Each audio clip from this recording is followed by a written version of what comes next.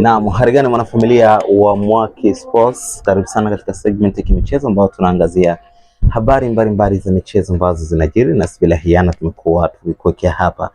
Cha muhimu ni kubonyeza neno subscribe, utakuwa umefanya vyema sana kuungana na familia ya Mwaki Sports kwa ajili ya zile updates kali ambazo zina make headline. Sasa kubwa ambalo tunataka kuangazia ni kuhusiana na usajili mpya wa mchezaji Allan Okello kutokea pale Vipers FC ya nchini Uganda, ambaye pia tumemwona katika michuano ya AFCON ambayo ilikuwa ikishirikisha mataifa huru ya Afrika ambayo yalifuzu kwa ajili ya michuano hiyo kwa mwaka wa 2025 2026 kule nchini Morocco, akiwa ni miongoni mwa wachezaji ambao wamefanya vitu vikubwa sana katika mashindano hayo, licha ya timu hiyo kutolewa katika hatua za mwanzoni kabisa. Lakini kubwa ni kuhusiana na usajili wake. Allan Okello bwana amekubali kutia saini siku ya jana nchini Uganda, ambapo tulimwona rais wa klabu ya soka ya Yanga Engineer Hersi Said alifika kule nchini Uganda na kukutana na viongozi wa Vipers pamoja na meneja wa mchezaji Allan Okello na kusaini mkataba wa miaka miwili kuitumikia klabu ya soka ya Yanga, ikiwa amebakiza miezi 6 tu kukamilisha mkataba wake na Vipers FC. Kwa hiyo Young Africans wamemwahi kabla ya mkataba huo kutamatika, wameweza kumsainisha siku ya jana na amejiunga na klabu hiyo ya Yanga kwa miaka miwili. Allan Okello ni mchezaji ambaye anacheza katika eneo la kiungo.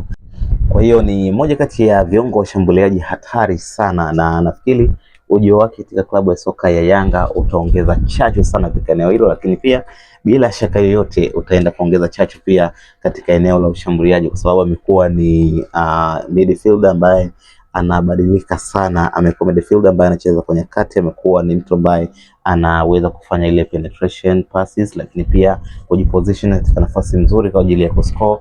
Amekuwa ni kiungo mshambuliaji wa kisasa zaidi. Usajili huu unakwenda kuwanufaisha sana Yanga katika kipindi hiki ambacho wamepitia kidogo nyakati ambazo hawakuwa na ile strikers ama midfielders ambao wana force sana, licha ya kuwepo mtu kama Pacome Zouzoua, lakini pia Clement Mzize ambaye kwa siku za karibuni alikuwa na majeraha hapa na pale, jambo ambalo lilikuwa likiteteresha kidogo klabu hiyo ya soka ya Dar es Salaam Young Africans. Sasa nafikiri Engineer Hersi Said ameona kuna uwezekano au kuna takiwa kuwepo na mbadala ya wachezaji ambao wote wana quality iliyokuwa bora zaidi, kwa sababu tunaona kwa sasa upande wa nyuma maybe ukimkosa Yao Kwasi utampata Mohamed Hussein na vitu kama hivyo. Kwa hiyo kwa upande wa nyuma tumeona klabu ya soka ya Yanga wana mibadala ya kubadilisha na wote wakiwa na ubora wa hali ya juu, lakini kwa eneo la kati na mbele imekuwa kidogo kuna utofauti. Kwa hiyo ujio wa Allan Okello ni faida kwa Yanga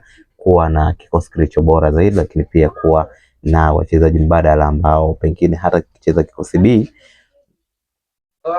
basi itakuwa hakuna mushkeli wowote, kwa sababu watakuwepo wachezaji ambao wana perform vizuri, wachezaji ambao wana moral, lakini pia wachezaji ambao wana experience kubwa sana. Allan Okello ni mmoja kati ya wachezaji machachari sana eneo la kati, lakini pia wamekuwa wakihusika katika magoli mengi sana. Kwa hiyo ni jambo jema ama ni faida kwa Dar es Salaam Young Africans kupata saini ya mchezaji huyo. Nafikiri baada ya muda kadhaa tutaona nini anakwenda kufanya ndani ya kikosi cha Yanga, na nafikiri atakuwa miongoni mwa wachezaji ambao watapata nafasi za mapema kabisa, nafasi kwa kocha huyu Pedro Gonçalves ambaye ameshawahi kumfundisha na ameshawahi kupita katika mikono yake.